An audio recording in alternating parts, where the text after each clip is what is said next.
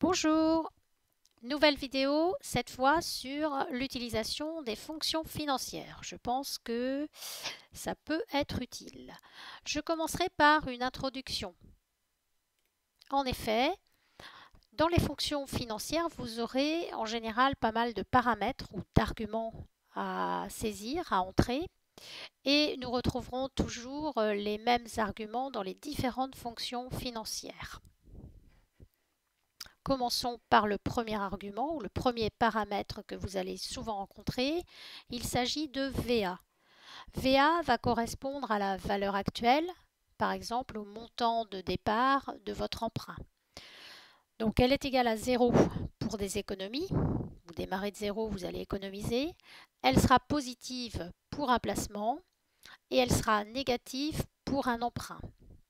Nous verrons donc qu'il faudra la rentrer, par exemple, pour calculer des mensualités. Il faudra donc rentrer VA avec le signe moins devant, puisque ce seront les mensualités de remboursement d'un emprunt, par exemple.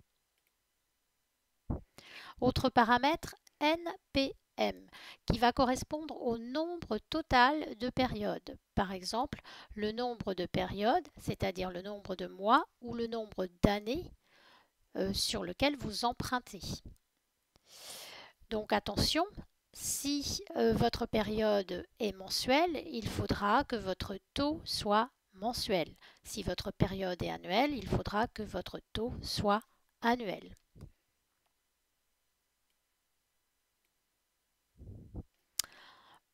Autre paramètre, VPM. VPM correspond au montant périodique. Donc soit du remboursement pour un emprunt, pour un prêt, soit du dépôt, si vous faites un dépôt sur un livret, par exemple, pour un placement, ou soit du retrait. Le paramètre VC, lui, correspondra à la valeur future. C'est-à-dire que si c'est pour un emprunt, votre valeur restante sera égale à 0 lorsque vous aurez fini les remboursements.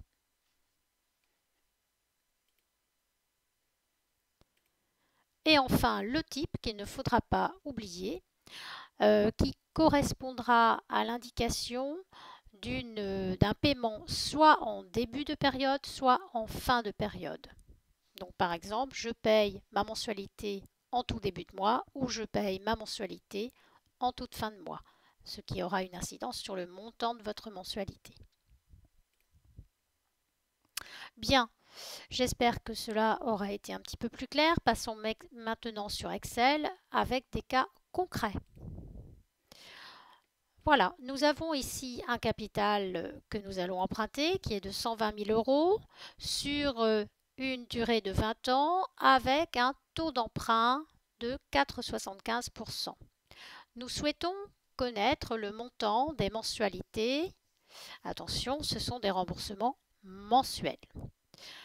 Nous allons donc utiliser la fonction VPM qui permet de calculer, nous l'avons vu, qui correspond au montant de chaque remboursement, qui permet donc de calculer le montant de chaque remboursement. Soit vous suivez les indications qui sont indiquées dans l'infobulle, soit vous cliquez sur FX, l'assistant fonction, si cela vous apporte de la facilité. Quel est le taux ? Le taux donc, que j'ai négocié est de 4,75. Nous allons le diviser par 12 puisque nous calculons une mensualité. Ensuite, NPM, donc vous avez toujours l'aide en dessous, qui vous demande en fait le nombre de périodes. Votre nombre de périodes, c'est 20 ans, donc 20 fois 12 pour avoir le nombre de mois. La valeur de départ, la valeur de votre emprunt est de 120 000 euros. Pour ne pas avoir une mensualité en négatif, nous venons donc indiquer moins 120 000 euros. La valeur résiduelle sera de 0 et le type, eh bien Excel nous indique que si vous payez en début de période, il faut indiquer 1 et en fin de période 0. Nous allons donc indiquer 1. Voilà le calcul de votre mensualité. Prenons maintenant le cas où nous connaissons le capital emprunté et nos remboursements mensuels ainsi que le taux auquel nous avons emprunté. Nous voudrions à partir de là connaître la durée de notre remboursement en mois. Nous allons donc ici utiliser la fonction NPM qui correspond, nous l'avons vu, au nombre de périodes. Égale NPM. J'ouvre la parenthèse, j'utilise assistance si je trouve cela plus facile. Le taux, n'oublions pas, nous calculons NPM en mois. Il faudra donc tout ramener en mois. Le taux sera donc divisé par 12. VPM, nous l'avons vu, c'est le montant du remboursement, la mensualité ici. Donc c'est un remboursement mensuel 900 €. La valeur actuelle, c'est la valeur du capital emprunté. On va mettre moins, ce sera mieux pour ne pas avoir de valeur en positif. La valeur future sera de 0. Et de la même manière, vous indiquez donc paiement en début de mois ou en fin de mois.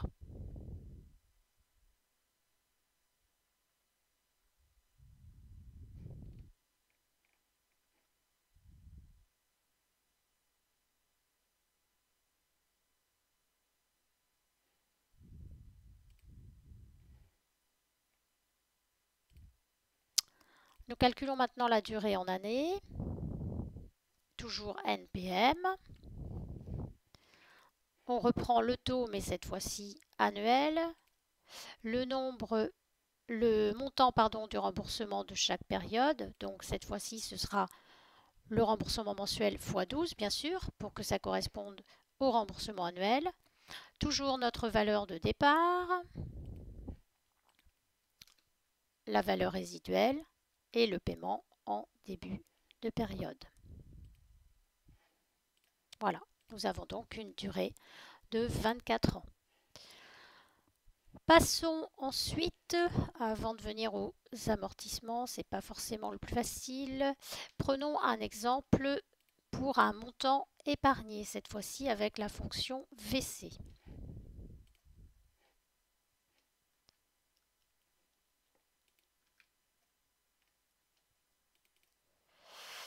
On commence toujours par le taux. Donc, montant épargné sur la période, on est sur une épargne mensuelle avec une durée d'épargne de 3 ans. On souhaite donc savoir combien on a épargné sur 3 ans. Le taux est de 2%. Le nombre de périodes, 3. Le montant du remboursement pour chaque période, 100 fois 12, puisque c'est sur l'année. La valeur actuelle, comme il s'agit d'une épargne, est de 0. Et le type, même chose, c'est le moment où vous faites votre versement, en début ou en fin de période.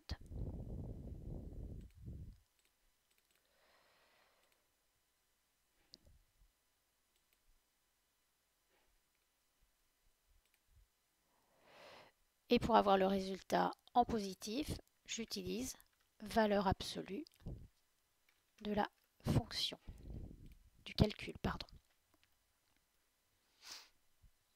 Voilà. Si on veut avoir une petite idée, on peut vérifier en faisant déjà, donc par exemple, 100 € sur 12 mois pendant 3 ans. Voilà, on est déjà à 3006. Donc ça permet de vérifier que votre résultat est cohérent. Très bien pour l'épargne. Et passons maintenant à un investissement. Investissement, nous allons ici utiliser la fonction la plus simple qui est la fonction amorline, qui est un amortissement linéaire. Il est possible aussi d'utiliser la fonction amorline C qui vous donne un amortissement comptable. Je laisse le soin au gestionnaire de vous l'expliquer. L'amortissement. Alors ici, nous allons partir du montant de notre investissement. Nous considérons que une fois le matériel amorti, sa valeur résiduelle sera quand même de 1000 € et non pas nulle. Et enfin, la durée. 5. Excel vous calcule ainsi votre amortissement annuel ici. Si je veux calculer par contre un amortissement dégressif, puisqu'ici nous sommes sur un amortissement linéaire. Si je veux utiliser calculer un amortissement dégressif à taux fixe, je vais donc, on a dit qu'on calculait sur 5 ans, donc à la limite, hop, on va s'arrêter à 5. Nous allons alors ici utiliser la fonction dB. La fonction dB où je reprends le coût de mon achat, sa valeur résiduelle, la durée de vie du bien qui est de 5 ans, la période qui est ici, puisque je travaille en années, hein, j'ai donc mis première année, deuxième année, troisième, quatrième et cinquième année.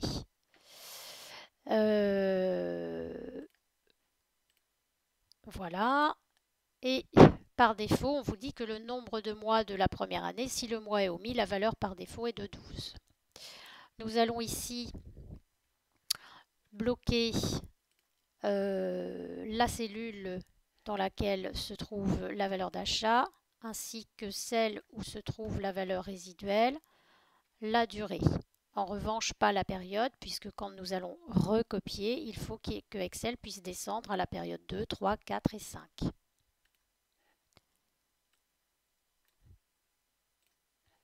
Voilà. J'espère que cette vidéo sur les fonctions financières vous auront aidé. Sachant que je pense que celle que vous allez peut-être le plus utiliser, en tous les cas me concernant, est la fonction VPM permettant de calculer des mensualités. À vous maintenant de mettre en pratique. À très bientôt!